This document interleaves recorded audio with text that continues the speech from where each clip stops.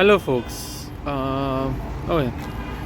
So in this video, I wanted to talk about something that I noticed. My dad actually forwarded this message on WhatsApp. Forwarding messages on WhatsApp is a pretty popular idea, and it's pretty common and popular to just keep forwarding stuff on WhatsApp, right? So this message on WhatsApp was forwarded many times, and WhatsApp shows this as like forwarded many times. But it was an interesting message, interesting idea. So I just wanted to talk about it, right? So it had the heading of exclusion culture. So I've just copy pasted that in my notes. So let's talk about this, right? So usually there's this popular game called musical chairs, at least in India. I don't know if it's popular in other countries, other places, other cultures, and what is it called, and if there's such a game. So in this game, what people do is they actually have say 10 people, or n number of people, and then they have n number of chairs, and then get rid of one chair alone. So they usually have some number of people, and then say n or x number of people, and then x minus 1, right? X minus 1 is the number of chairs they have, and x number of people are the players, right? So the same thing happens over here. As you can see, they bring 9 chairs for 10 children to play a game, and they tell the children that the winner is the one who gets the chair, right? So usually they run a music in musical chairs, they run a song, and so the chairs are put in a circle, and let's say there are 10 children, so 9 chairs are put in a circle, and the 10 children walk around the circle of chairs, and the song goes on and on and on. In between, suddenly someone is facilitating the song, like they can stop and start and resume the song anytime. So now what they do is they run the song, and then suddenly they stop it, right? And when they do stop it, the children are supposed to actually occupy the chairs, and whoever does not have a chair, because there are 10 children and 9 chairs, and every chair only one person can occupy according to this game of musical chairs. What happens is 9 children get their chair. Sometimes there are 2 children trying to get the same chair, but somehow one child gets the chair and the other child just loses the chair, and somehow you end up with one child without any chair, and they lose that round, right? And then the next round goes on. So first round they had 9 chairs and 10 children. Next round, second round, they'll have 8 chairs and 9 children.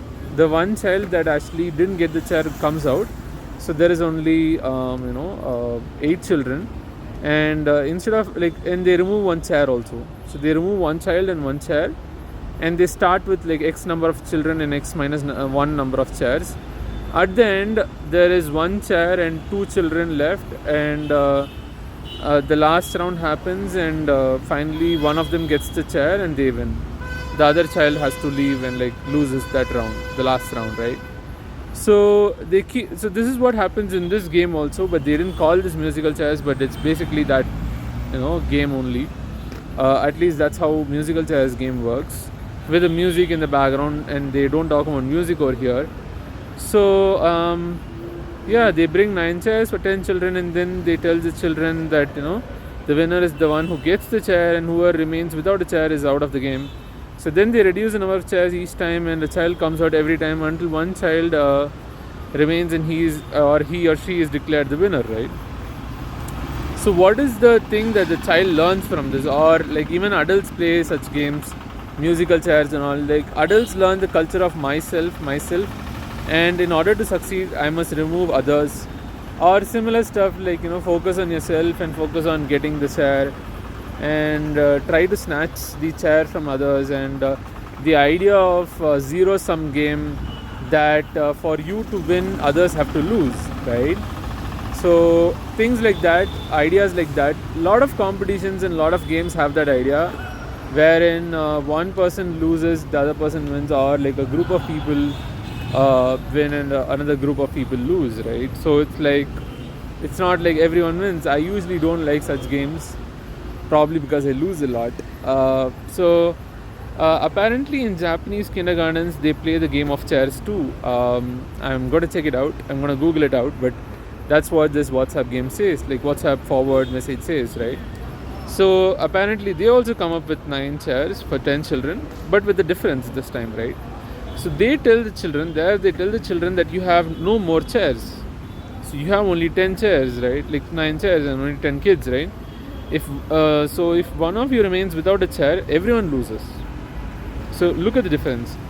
If in the previous version, like the musical chairs or the version of this game that they didn't name, so they said if one of you remains without a chair, that person loses. But in this case, in the Japanese version, if one of you remains without a chair, everyone loses, right? So it's an everyone game, right? So all the children try to hug each other so that all 10 children can sit on 9 chairs, right? This is the first round. And then the next round they reduce the number of chairs, right? But of course they don't reduce the number of kids. The number of children remain the same, 10 children, right? So, and then they reduce the number of chairs successively, with the rule remaining that they must make sure that no one remains without a chair, or else they will all lose. So it's all about everyone losing or everyone winning, right? It's not about one person winning and everyone else losing and stuff like that. So the child learns culture that I cannot succeed without the help of others to succeed. So the sentence doesn't seem to be exactly clear or right, or semantically and syntactically right, or grammatically exactly right. But basically I think the idea is you cannot succeed when others don't succeed, and you cannot succeed without the help of others. So you can only succeed with the help of others, and you can succeed with others, along with others, easily. And it thinks about not the zero-sum game. It thinks about I think the other version is infinite sum game. I'm not sure. Let me actually check out that. One moment. So zero-sum game, opposite. Yeah. It's called positive sum games. So basically you have win-win situations. So in zero-sum game, a situation often cited in game theory in which one person's gain is equivalent to another person's loss, right? So that the net change is wealth or benefit is zero, right? Net change in wealth or benefit. So if one person wins, that is +1, and then another person loses -1. If you add it up, +1 -1, it's 0. So unlike that, there's a positive sum game over here. So also you can understand that in the first version of the game, it's exclusion theory or exclusion culture, where children are excluded whenever they lose. And in the second one, it's included. Everyone is included all the time. And even if one person is not included, and even if one person is excluded, everyone loses. Right? Let's actually check out this whole game of chairs. Japanese version, right? So one moment.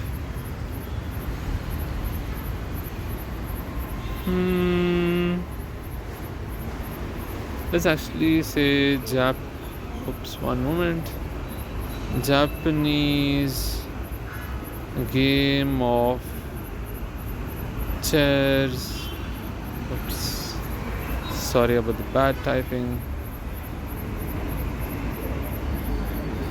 So the musical chair game of exclusion and inclusion. I don't want to believe these. I want to believe some proper Japanese content over here. I don't want some Indian guy saying about Japanese stuff. Like, I don't want to believe all that.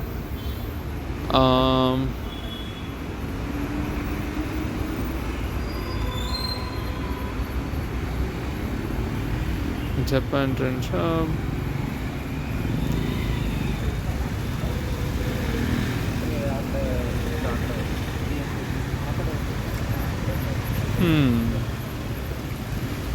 I don't seem to be finding anything it says about this. There are some English stuff over here, but then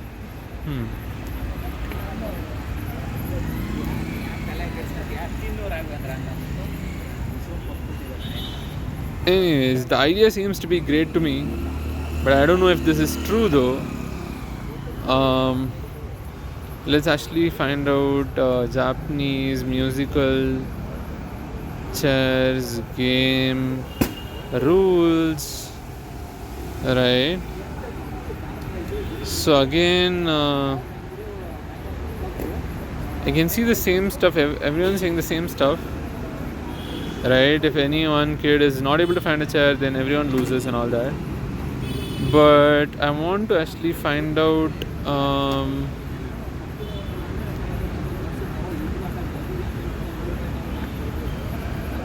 if there's anyone who has actually mentioned it from Japan, right? So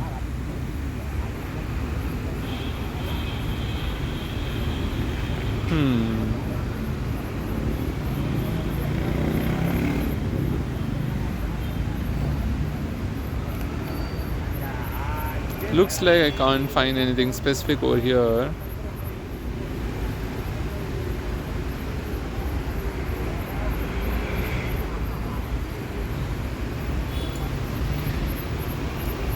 Yeah, I can't find any specific Japanese stuff, but then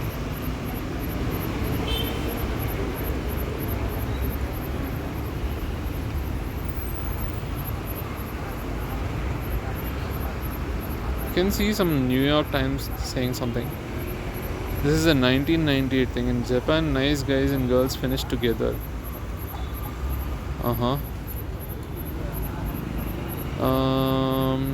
I need to continue with my Google account.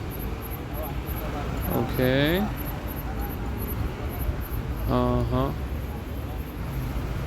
Okay. Oh, I have to pay. Can continue without subscribing. So my intention, honest, was not to scar these Japanese kids for life. I just wanted to give them a fun game to play. It was the 5th birthday party last year for my son Gregory, and he had invited all his Japanese friends over from the Tokyo kindergarten that he attended. My wife and I explained the rules of musical chairs, and we started the music.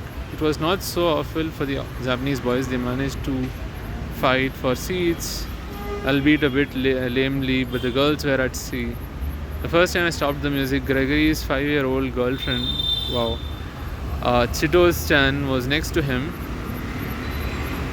right in front of a chair, but she stood politely and waited for him to be seated first.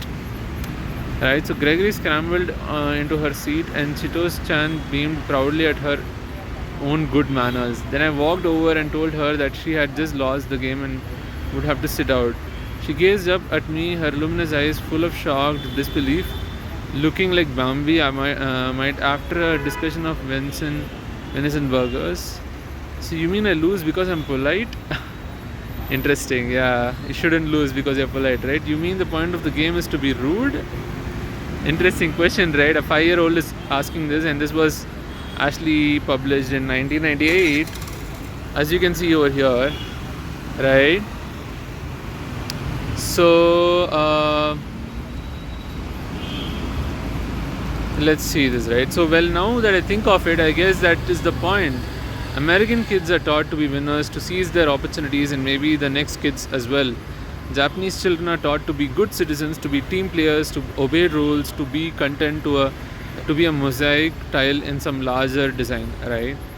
So one can have an intelligent debate about which approach is better, but the Japanese emphasis on consideration and teamwork perhaps explains why Japan has few armed robbers.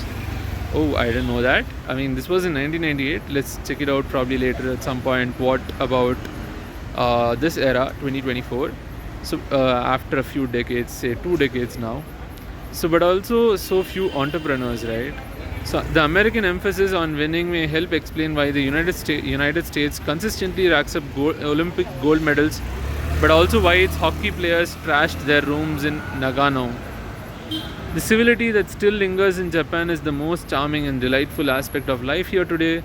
Taxi drivers wear white gloves, take pride in the cleanliness of their vehicles, and sometimes give a discount if they mistakenly take a long route. When they are sick, Japanese wear surgical face masks so they will not infect others. The Japanese language has almost no curses. Interesting. And high school baseball teams bow to each other at the beginning of each game. One can go years here without hearing a voice raised in anger. Wow. When Japanese are furious, they sometimes show it by becoming incredibly formal and polite. Compared with New York, it's rather quaint. So the conundrum is that Japan is perhaps too civilized for the 1990s. Well, I think being civilized is not a bad thing. So to revive its economy mired in a 7-year slump, the country now needs an infusion of economic ruthlessness, a dose of the law of the jungle. Japan desperately needs to restructure itself, which is to say that it needs to create losers. Companies need to lay off excess workers. Mom and pop rice shops need to be replaced by more efficient supermarkets, and failing banks need to go bankrupt. Interesting. I don't know why this line of thought. But Japan is deeply uncomfortable. So I mean, this is in 1998, right? So the towards the end of 1990s. So, but Japan is deeply uncomfortable with the idea of failures or losers. So the social and economic basis of modern Japan is egalitarianism. I mean, I don't know the whole. I don't know much about capitalism or egalitarianism and whatnot. I'm yet to read these stuff. So, and that does not leave much room for either winners or losers. In Japan, winning isn't everything, and it isn't the only thing. In elementary schools, it isn't even a thing at all. Yeah, okay. When Gregory and his brother Geoffrey went to sports day at their Japanese kindergarten, everybody told us that this was the big event of the year. So my wife and I went to cheer, but it wasn't really necessary. There were three-legged the races and team basketball shoots and all kinds of games, but somehow at the end of the day, no one won and no one lost. I mean, I guess people are just unhappy and sad that no one won, no one lost. I think games are to have fun, yeah, I mean, I don't know. I think games should just be to have fun, and winning, losing should just be a thing. I don't know. I don't know, man. Like, but then someone would argue that then why Olympics and why all this stuff and why games where people win, lose, and like who gets the cash prize and whatnot. I don't know. Do both teams get it and whatnot? And when there are so many teams playing, then who gets it? Does every team get it? Like, how much do they get? Do they get equal amounts? And why do they get equal amounts when each team plays differently and one team is better versus other teams are worse and whatnot? Anyways, so my wife but somehow then so there were no blue ribbons, no prizes for the fastest runner, no cheers for the best basketball shooter or anything else. Instead, every child got a prize. The points of sports day was not to divide students by recognizing individual excellence, but to unite them by giving them a shared experience. Likewise, schools do not normally break up children into fast reading classes and slow reading classes because that would stigmatize the slower ones. During recess or physical education, there is no system of having a few captains take turns picking teams because the last picked might be upset. Yeah, makes sense. I usually get picked last when they are picking teams for cricket, football and all. Instead, kids divide by class or by the Japanese equivalent of alphabetical order. When drama teachers select a play to perform, they choose one in which there is no star. Interesting. Drama and stories where they don't have any star or like antagonist, I guess. Just a lot of equal parts, which makes for first-rate student harmony and second-rate drama. Nice. Or else students are always fighting for, hey, I want the role of Julius, and I want the role of Caesar. I want the role of Brutus and whatnot. I want the role of Ram, or I want the role of Jesus and whatnot, right? Like any kind of drama, whatever, right? Or I want the role of Romeo and Juliet and whatnot. Anyways, so of course competition is inevitable in any society, and in Japan it is introduced in junior high schools when children must compete intensely to pass high school and college entrance. Interesting. So they must compete intensely, it seems, to pass high school and college entrance examinations, but the emphasis remains on wa, or harmony. So harmony, on being one with a group. Ask a traditional Japanese housewife what she wants for her child, and you will sometimes hear an answer like, I just want my kid to grow up so as not to be a nuisance to other people. Not a dream often heard in America. So America probably is a different idea. I don't know. They have an American dream and whatnot, I guess. At least at that time they would have had it, and I think even now they would have it. Even in business, the obsession with egalitarian that is harmony, goes to astonishing lengths. One Tokyo Bank executive told me how he envied this Japanese subsidiary of Citibank, which raised certain fees for customers who keep a large minimum balance. That would never be tolerated in a Japanese bank, he said, because it would be regarded as discriminatory against the poor. Interesting. So yeah, I mean, like the poor would have to pay stuff, but then the rich wouldn't have to pay some fees. Okay. Likewise, he said his bank cannot easily close unprofitable branches. Interesting, because they're performing bad in remote areas, because then it would be criticized for abandoning the people there. Like, so the emphasis on wa perhaps arises because 125 million Japanese, almost half of America's population, are squeezed into an area the size of California. How else could they survive but with a passion for protocol and a web of Picayune rules? I don't know what that is. A little value of significance. Petty. Interesting. This guy is probably actually mocking or insulting or putting down the ideas of Japanese at the time, at least.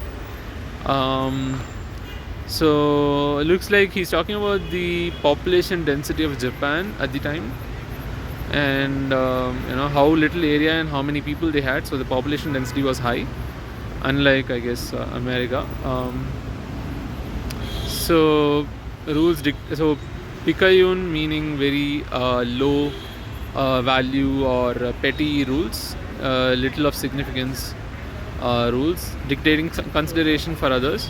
If 125 million Americans were jammed into such a small space, we might have torn each other to shreds by now, right? So building teamwork in Japan starts from birth.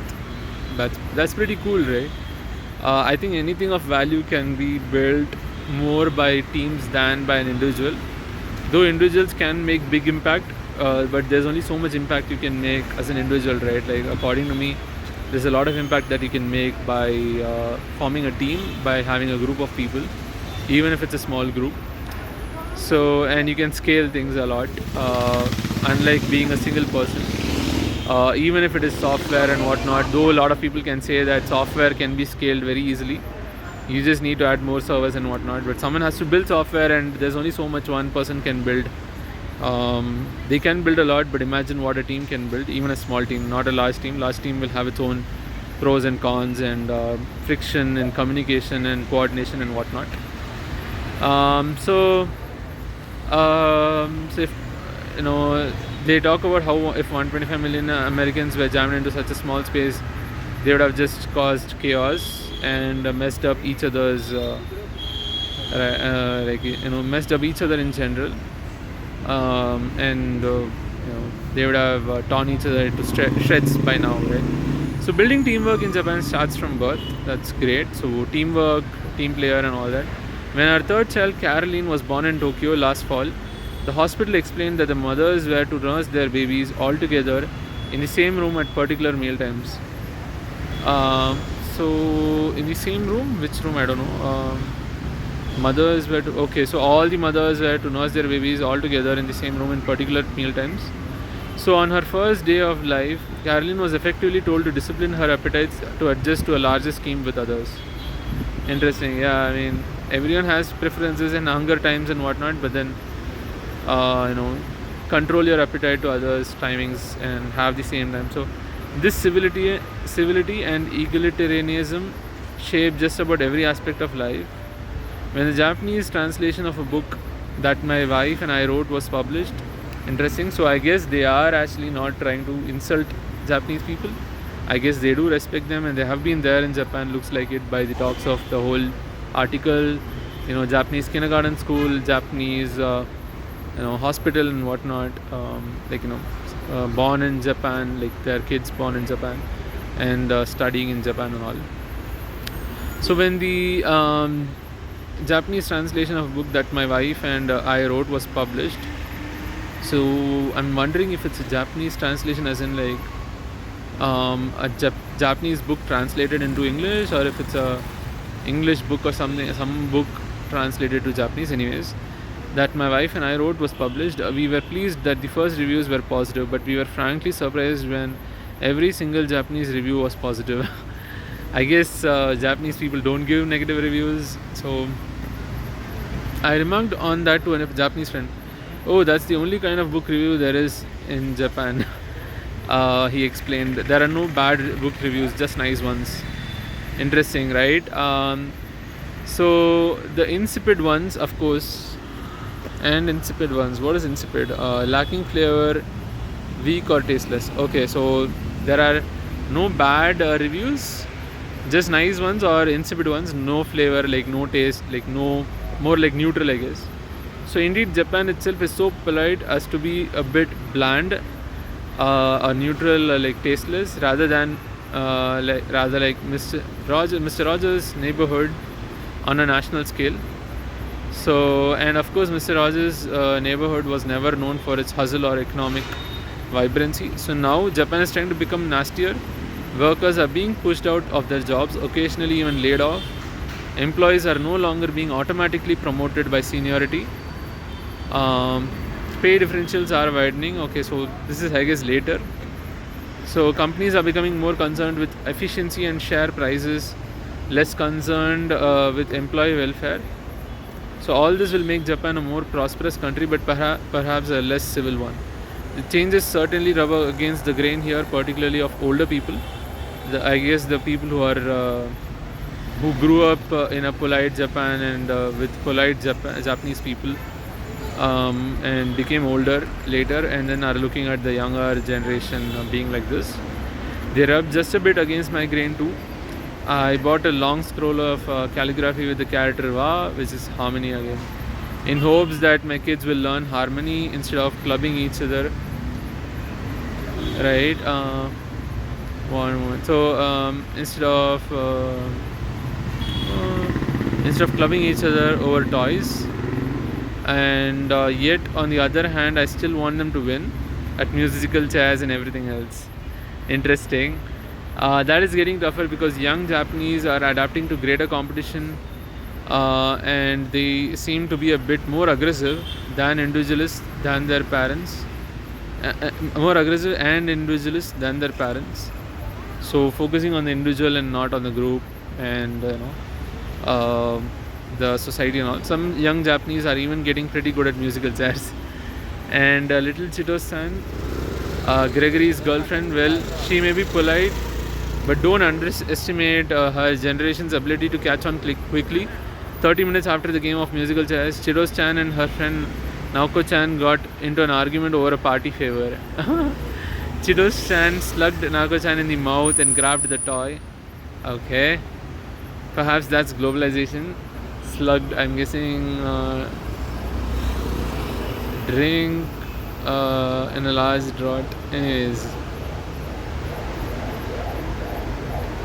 so interesting story and interesting article.